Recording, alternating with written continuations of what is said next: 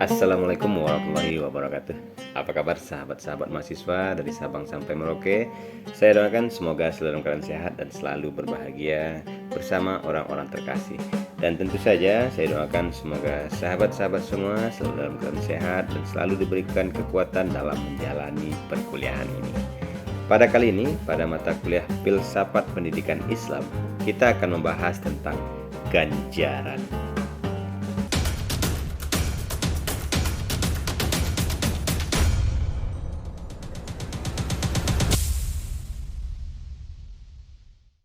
Sahabat-sahabat mahasiswa, ganjaran itu adalah sebagai alat pendidikan. Ganjaran sebagai salah satu alat pendidikan yang diberikan kepada siswa sebagai imbalan terhadap prestasi yang dicapai oleh peserta didik. Dengan ganjaran itu diharapkan anak terangsang dan terbiasa dengan tingkah laku yang baik. Ganjaran diberikan atas perbuatan-perbuatan atau hal-hal yang baik yang telah dilakukan oleh peserta didik. Secara etimologi, ganjaran berasal dari kata ganjar yang berarti memberi hadiah atau upah ya. Karenanya berdasarkan pengertian dari etimologi, maka dasarnya adalah perlakuan menyenangkan yang diterima seseorang sebagai konsekuensi logis dari perbuatan baik, yaitu amal soleh atau prestasi terbaik yang berhasil ditampilkan atau diraih oleh peserta didik. Dalam Islam, ganjaran juga disebut dengan tsawab. Didapat dalam Al-Quran dalam menunjuk apa yang diperbuat oleh seseorang dalam kehidupan atau akhirat kelak karena amal perbuatan yang baik. Maksud dari ganjaran dalam konteks ini adalah memberikan sesuatu yang menyenangkan atau penghargaan ataupun dikenal juga dengan reward dan dijadikan sebagai hadiah bagi peserta didik yang berprestasi, baik dalam belajar maupun sikap perilaku. Melalui ganjaran, hasil yang dicapai peserta didik dapat dipertahankan dan meningkat serta dapat menjadi motivasi bagi peserta didik lainnya untuk mencapai target pendidikan secara maksimal. Sahabat-sahabat mahasiswa, dalam filsafat pendidikan Islam, ganjaran itu terbagi beberapa bentuk ya. Sahabat-sahabat semua, yang dimaksud dengan hadiah yaitu berupa barang ataupun tidak ya. Anggukan kepala dengan wajah berseri-seri, kemudian menunjuk jempol atau ibu jari. Sahabat-sahabat mahasiswa, hadiah itu tidak selamanya dalam bentuk barang. Bisa saja hadiah itu berupa anggukan kepala dengan wajah yang berseri, kemudian mengacungkan jempol jari, kemudian bisa juga memberikan hadiah berupa benda atau makanan kepada peserta didik. Nah, hal-hal kecil seperti itu baik dalam anggukan kepala, kemudian mengacungkan jempol atau memberikan permen atau makanan dan atau benda lainnya, pengaruhnya sangat besar sekali. Walaupun yang kita lakukan itu kecil ya, boleh dikatakan anggap sepele, tapi efeknya sangat besar sekali terhadap siswa. Memenuhi dorongan mencari berkenan, kemudian mengembirakan anak, kemudian menambah kepercayaan pada diri sendiri, serta membantu dalam usaha mengenal nilai-nilai. Sahabat-sahabat mahasiswa, ganjaran itu dapat dilakukan oleh pendidik ataupun guru dengan berbagai macam cara ya. Yang pertama itu kita akan coba lihat, pendidik atau guru itu bisa melakukan hal yang sangat simpel dengan cara mengangguk-anggukkan kepala, tanda senang, dan membiarkan jawaban yang diberikan oleh seorang peserta. Kemudian yang kedua, pendidik itu bisa memberikan kata-kata yang mengembirakan. Apakah itu dengan kata pujian seperti bagus, mantap, kemudian hebat, dan lain sebagainya. Kemudian selanjutnya itu adalah guru bisa memberikan benda-benda yang menyenangkan dan berguna bagi peserta didik. Nah, dalam memberikan benda-benda yang menyenangkan dan berguna bagi peserta didik, tidaklah mesti hal yang mahal ya. Bisa saja seperti penggaris, pensil, pena, penghapus. Bahkan bisa juga memberikan makanan ya, seperti permen atau makanan-makanan sehat lainnya. Nah, menurut Imam Al-Ghazali ada 3 macam ganjaran ya. Yang pertama itu adalah penghormatan atau penghargaan, baik berupa kata-kata maupun isyarat. Penghormatan dengan kata-kata, misalnya baik, bagus sekali, pintar, dan lain sebagainya. Penghormatan dengan isyarat seperti dengan menganggukkan kepala dengan wajah yang berseri-seri, kemudian menunjukkan atau mengacungkan jempol, kemudian tepuk tangan, kemudian menepuk, dan lain sebagainya. Kemudian yang kedua itu hadiah. Nah, yaitu ganjaran yang berupa pemberian sesuatu atau materi yang bertujuan untuk mengembirakan peserta didik. Hadiah tidak perlu berupa barang yang mahal harganya, asal pantas, dan lebih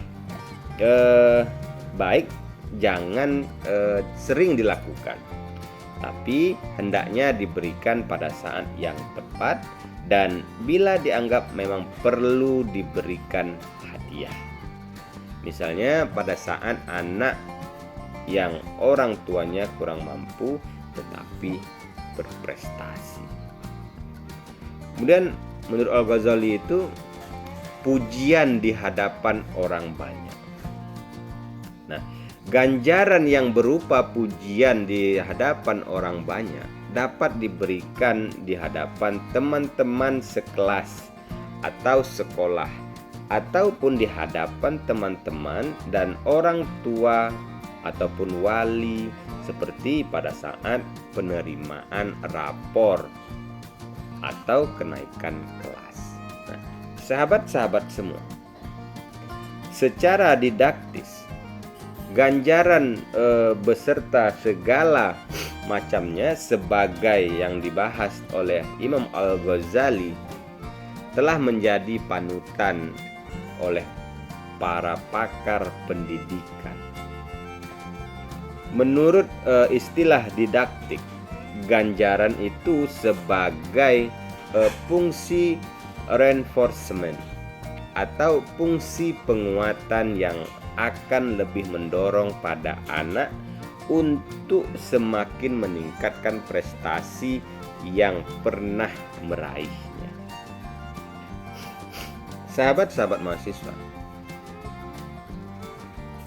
dalam Al-Quran juga banyak dibahas tentang ganjaran.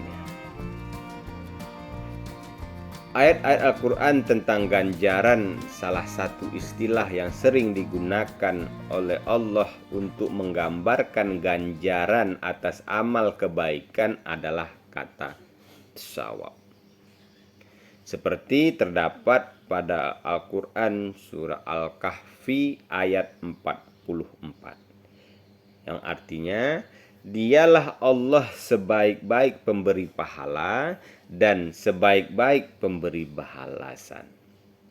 Kemudian dalam Al-Quran surah Ali Imran ayat 148 yang artinya, dan karena itu Allah memberikan kepada mereka ganjaran kebaikan dunia dan ganjaran kebaikan di akhirat.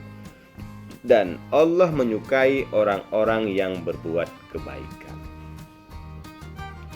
Dalam Al-Quran surah Ali Imran ayat 195, Allah juga berfirman yang artinya itu, maka Tuhan memperkenankan permohonan mereka seraya berfirman, sesungguhnya aku tidak menyia-nyiakan amal-amal orang yang baik di antara kamu, baik laki-laki atau perempuan, karena sebagian kamu adalah turunan dari sebagian yang lain.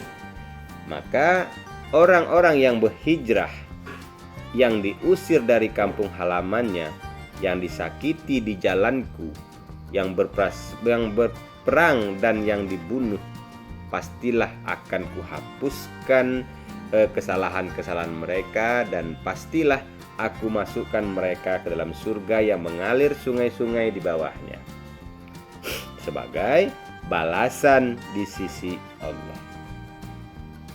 Dan Allah pada sisinya balasan yang baik.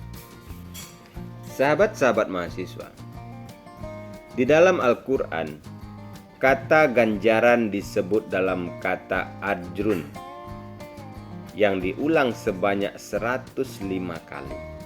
Seperti ayat yang artinya, mereka itu balasannya ialah ampunan dari Tuhan mereka dan surga yang dalamnya mengalir sungai-sungai, sedang mereka kekal di dalamnya, dan itulah sebaik-baik pahala bagi orang-orang yang beramal. Dalam Quran Ali Imran ayat 135. Dan bahwa Allah tidak menyia-nyiakan pahala orang-orang yang sabar terhadap bencana dan mengerjakan amal-amal soleh. Mereka itu beroleh ampunan dan pahala yang besar. Al-Quran surah Al-Hud ayat 11. Dari ayat-ayat di atas, bahwasanya pahala diakui keberadaannya dalam rangka pembinaan umat. Ganjaran atau pahala diberikan kepada orang-orang yang beriman disertai dengan amal dan akhlak yang mulia. Dalam prakteknya, ganjaran dapat mengambil bentuk hadiah, cenderamata, bonus, dan sebagainya, yang diberikan kepada orang-orang yang menunjukkan prestasi yang tinggi dalam bidang kebaikan. Sahabat-sahabat mahasiswa, dalam tataran praktikal, agar ganjaran bermanfaat atau bernilai edukatif, maka pemberian ganjaran kepada peserta didik perlu memperhatikan beberapa hal. Yang pertama itu, dalam memberikan ganjaran atau perbuatan atau prestasi yang dicapai peserta didik bukan atas dasar pribadinya. Dalam konteks ini, para pendidik harus menegaskan bahwa ganjaran itu diberikan kepada mereka dikarenakan perilaku positif atau prestasi terbaik yang mereka raih. Nah, kemudian yang kedua, dalam memberikan penghargaan yang sesuai atau proporsional dengan perilaku atau prestasi yang diraih peserta didik. Jangan berlebih-lebihan dalam memberikan penghargaan. Bila memuji, anak dengan kata-kata pujilah dengan secara spesifik perilaku atau prestasi yang diraihnya. Jangan memuji peserta didik untuk semua perilakunya. Sebab boleh jadi dalam hal membelajarkan diri, ia memang yang terbaik di antara temannya. Namun dalam hal kedermawanan, sikap sosial, atau kelembutan, boleh jadi ia masih memerlukan latihan atau upaya pembelajaran keberlanjutan untuk menjadi yang terbaik di antara teman-temannya. Demikian juga ketika memberikan hadiah, berikanlah hadiah yang mahal untuk pekerjaan-pekerjaan penting yang telah dilakukan peserta didik, bukan sebaliknya. Yang ketiga, sampaikan penghargaan untuk hal-hal positif. Tetapi jangan terlalu sering. Penghargaan yang terlalu sering diberikan bisa membuat peserta didik merasa sombong. Nah, yang keempat, jangan memberikan penghargaan disertai dengan ungkapan membanding-bandingkan seseorang peserta didik dengan peserta didik yang lainnya. Sebab memuji seorang peserta didik dengan mendiskreditkan atau menjelek-jelekkan orang lain, selain merupakan sikap yang tidak terpuji, juga akan menimbulkan kesan negatif kepada orang-orang yang dibandingkan. Dan selanjutnya, pilihlah bentuk penghargaan yang sesuai dengan kebutuhan peserta didik. Sahabat-sahabat mahasiswa, dalam ganjaran atau pemberian hadiah kepada peserta didik dalam filsafat pendidikan Islam, ganjaran itu juga mempunyai tujuan. Nah, tujuan dari pemberian ganjaran atau memotivasi peserta didik agar bersemangat dan memiliki sense of competition untuk senantiasa menampilkan perilaku positif, kemudian menyenangkan, dan dijadikan sebagai hadiah bagi peserta didik yang berprestasi, baik dalam belajar maupun sikap perilaku peserta didik. Melalui ganjaran, hasil yang dicapai peserta didik dapat dipertahankan dan meningkat, serta dapat menjadi motivasi bagi peserta didik lainnya untuk mencapai target pendidikan secara maksimal. Oke, baiklah sahabat-sahabat semua, sahabat-sahabat anak Farid. Demikianlah konten singkat saya ini tentang ganjaran dalam filsafat pendidikan Islam.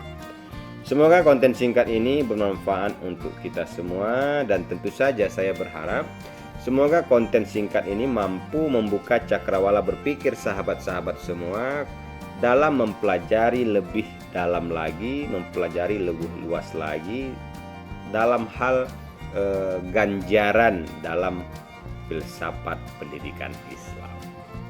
Saya selaku dosen pengampu pada mata kuliah Filsafat Pendidikan Islam, program studi Manajemen Pendidikan Islam pada Fakultas Ilmu Agama Islam Universitas Islam Indragiri Tembilahan.